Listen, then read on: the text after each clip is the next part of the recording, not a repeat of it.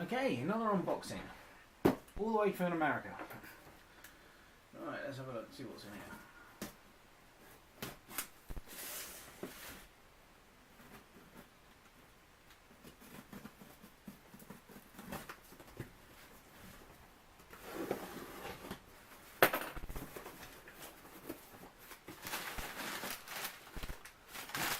American newspaper.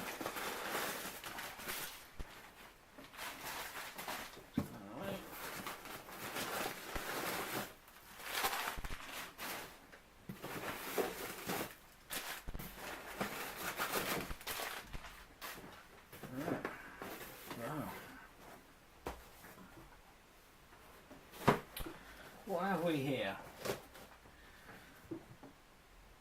Airosol brand Model 301 steam engine. Made in Kansas. Now, until I saw this on eBay, I'd never heard of this make of model steam engine. So, and this is the first one I've ever seen. So let's see if it survived its journey. Oh, it did. Look at that. Excellent. And the box too. Quite often, when I've bought model steam engines from America and they've been shipped over here, the first thing that gets broken in transit is the flywheel.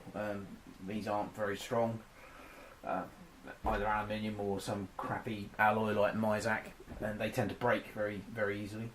But this little beauty is intact by the looks of it. Look at that. This is truly amazing. I've never ever seen one of these. What little I've been able to find out about them on the internet is that they're called Airosol, as in Airosol engines, because they're actually made out. The company actually makes aerosol cans, apparently. Let's investigate that. That seems to be stuck in there, but no, look at that. Tiny little thing. Now, of course, we don't know whether the heater's any good. I need to check that out. Cable doesn't look very good at all. It needs a good clean up. But yeah, let's see if we can zoom in on that a little bit. There you go. Right. So do a bit of investigation and then I'll get back to you. Okay, well, we've stripped it down, and there's good news and there's bad news. The heater, this is the heater. You can see that, there we go. When I first measured it, completely open circuit, but basically all that happened was that one of these ends of the heater wire which wrapped around these posts here had broken, basically. So I reattached that. This now measures the correct resistance, so hopefully there's no reason why this shouldn't work fine. Unfortunately, a common problem with these steel boilers, particularly the upright ones, is that they rust. And I don't know how well you can see that, but this is the base of the boiler here, and this is basically porous. You put water in it and it just trickles out through the bottom. So what I'm going to have to do is get in there with a Dremel and a wire brush and clean up this lip here, this is good metal here. This has just got surface rust on it. Clean that up nicely, and then make a plate which will go in there over this centre piece, and solder it to this lip, and that will basically create a new base for the boiler. I did that successfully on the vertical boilered Robert Fulton line engine that I have, so I'm hoping, fingers crossed, that we can do the same with this. So I'll get on and do that, and then we'll see whether it leaks.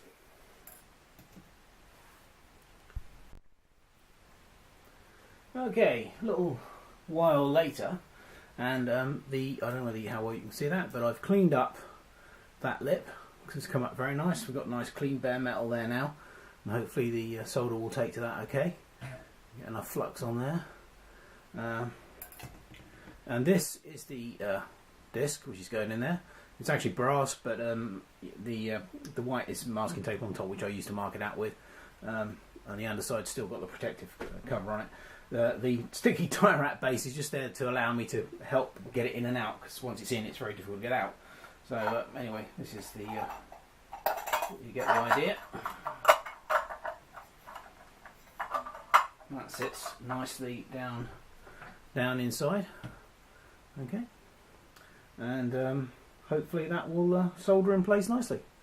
So fingers crossed.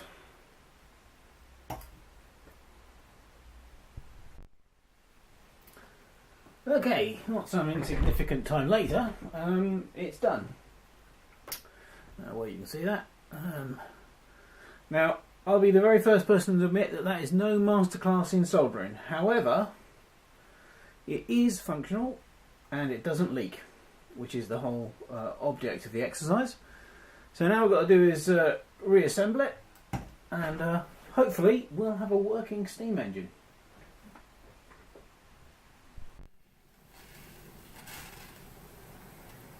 Well, I think we're about ready to go. And yeah, there we go.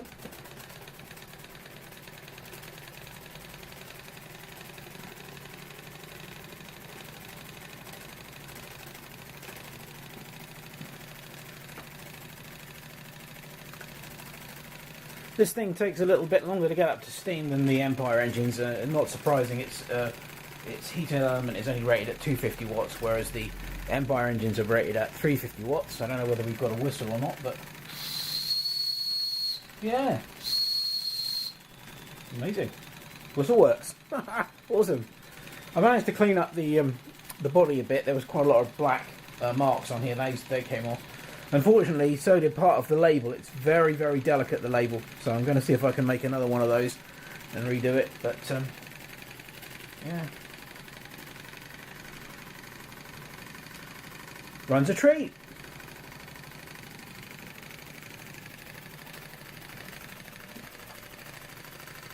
Doesn't take an awful lot of water. They say about 4 fluid ounces, which is about 125, 130 millilitres.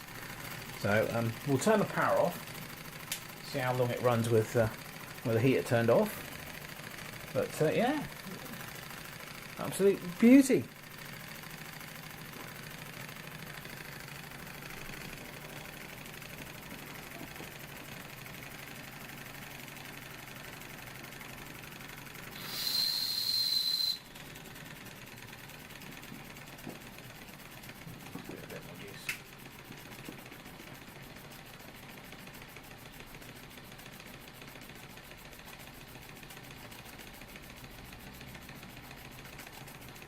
Yes, I'm very, very, very pleased with that.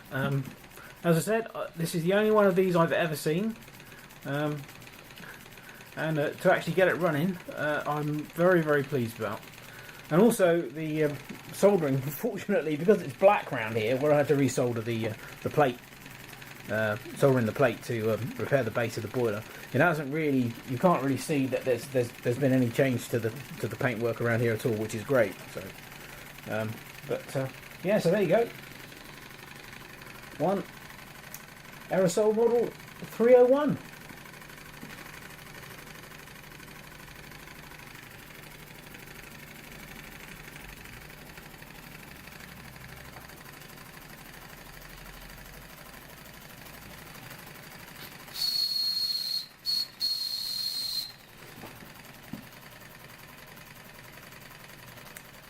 Another little steam engine brought back from the dead. Hope you guys enjoyed that, and thanks very much for watching.